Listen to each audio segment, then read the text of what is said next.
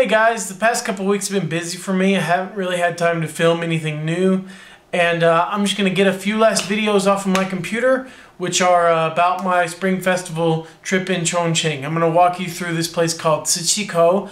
I'm going to walk you through the Diaoyucheng, and I'm going to walk you through the Yuanboyuan really quick. So let's go ahead and start. Basically, to sum it up, Ciqikou is an ancient street. It's built like ancient streets. It looks like an ancient street. It's not too wide. You've got all the traditional architecture and lamps and things, and you know, that's all cool and everything.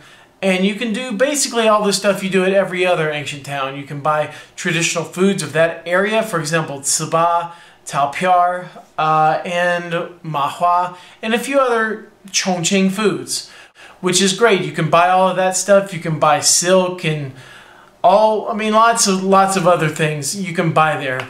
Compared to other ancient streets, this one is probably the best one that I've been to. I would recommend to go there and just snack. Don't buy any of the, silk and other cliche things that you would buy at that place. I would just recommend to go and just eat your way through there. Lots of traditional foods and local foods there. So that's worth at least a few hours or maybe even a day if you like to take things really slow. So I'd really recommend going through there. It's pretty cool. The next place that I want to tell you guys about is called the Diaoyucheng, or the fishing village or fishing town.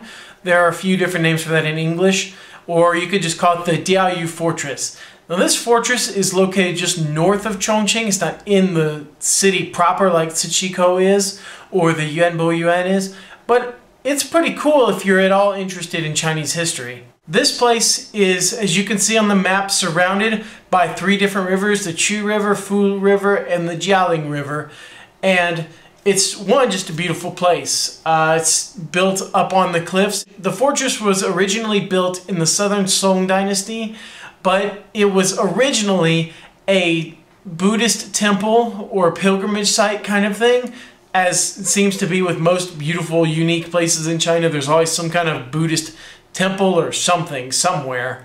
But anyway, yes, it's most famous for resisting the Mongols during the latter half of the Southern Song Dynasty, and especially with this guy, whose name I'm not going to pronounce right. So yeah, there's that guy. He's going and he's trying to capture southern China.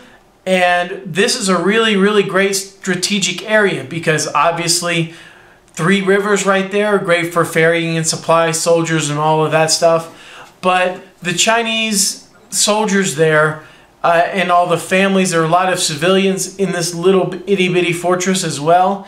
But they resisted, and the Mongols were never able to take the Diaoyucheng, at least in that part of Chinese history under that leader. This fortress is a real source of Chinese pride, at least within Chongqing. Maybe people outside of that area don't really know about this place. But if you're at all interested in Chinese history, I recommend you go if you're going to be in Hechuan. If you're not going to be in Hechuan, maybe it's not worth the drive. It's about an hour and a half drive if the traffic is good from the main city. And the last place that I'm going to talk about is the Yuanboyuan, which is like the expo garden of Chongqing City.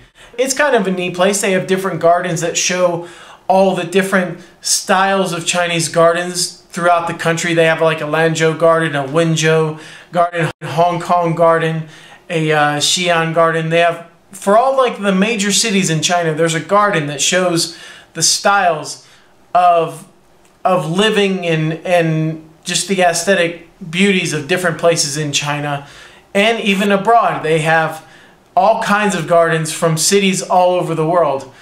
And that's kind of interesting. And during the day, it's sort of interesting, but at night it's really cool because they have all of these lights and displays and blow up inflatable things. It's really pretty cool. But yeah, if you're going to be staying in the city for a few days, I'd spare an afternoon for this. It's kind of interesting.